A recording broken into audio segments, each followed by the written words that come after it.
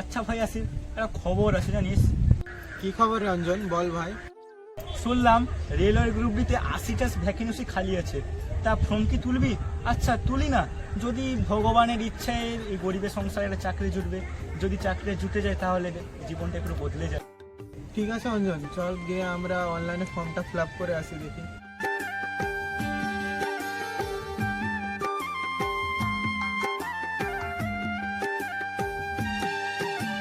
আরে আসিফ, শেষমেশ তোমাদের ফর্মটা ফিল আপই হয়ে গেল। আরে এবার তো শুধু আমাদের অপেক্ষা ইন্টারভিউ এর শেষ পরীক্ষা। একদম, যাই ইন্টারভিউটা যদি যেদিন নোটিফিকেশনটা আসবে মেসেজে, তো দেখা যাক ইন্টারভিউ ডাক পড়ে কিনা।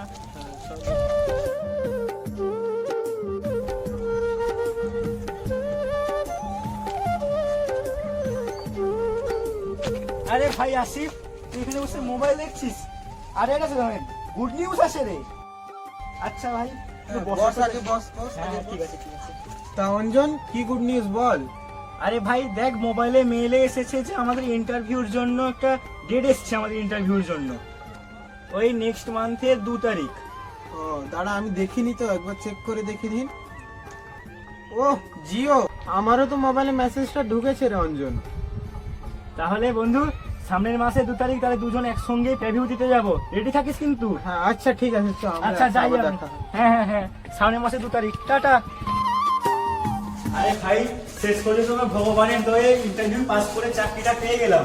হ্যাঁ, এবার শুধু আমরা জয়েনিং লেটারের জন্য অপেক্ষা করছি। হ্যাঁ, জয়েন্টটা চলে এলে আমাদের লাইফটাই পুরো বদলে যাবে ভাই। হ্যাঁ আরে সৌম্য, ইন্টারভিউর জন্য লেট হয়ে গেল না, দেখ এখনো যথেষ্ট টাইম আছে।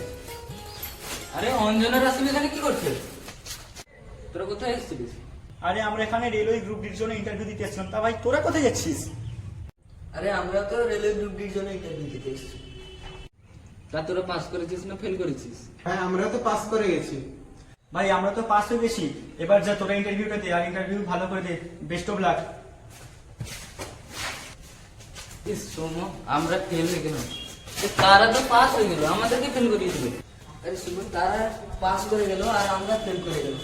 আচ্ছা, এটা এমন কি কিছু করা যায় না যে তারা কোনো চাকরি না করতে পারে? দাঁড়া, আমাকে 2 মিনিট ভাবতে দে। আইডিয়া বল বল, তাড়াতাড়ি বল, কি আইডিয়া বল। এমন কিছু করতে হবে যাতে অঞ্জনের চাকরিটাই না হতে। এই ভালো আইডিয়া দিচ্ছিস তো। চাষু বল, এই যে অঞ্জনকে মারবে বলছিলে, তা কেমন করে মানে? আপনি একটু অপেক্ষা কর, সব কিছু আমার প্ল্যান অনুযায়ী সব কিছু ঠিক করা আছে। আবে সময় যে তো মেঘ নাচে কি জল, অঞ্জন তো এইদিকেই আসছে।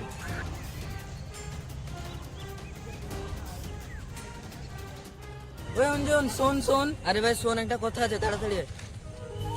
আরে না রে ভাই, আমার বাবা খুব শরীর অসুস্থ, আমি ডাক্তার ডাকতে আছি ভাই, পরে কথা বলবো ভাই, আসছি ভাই। আরে অঞ্জন দাঁড়া রে ভাই, অস্থির হোস না। আরে ডাক্তারখানা তো আমাদের রাস্তার মোড়ে।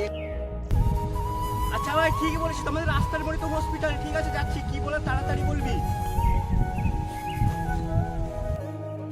আচ্ছা ভাই তাড়াতাড়ি একটু কি বলার বলবি, আমার বাবা খুব অসুস্থ, আমাকে তাড়াতাড়ি ছেড়ে দিই ভাই প্লিজ। ভাই আমার ফোনে 5G চলছে না, একটু দেখিয়ে দে তো কিভাবে চলবে। আচ্ছা দে ভাই। আচ্ছা এই ব্যাপারে জিও কাস্টমার কেয়ারে ফোন লাগা তুমি।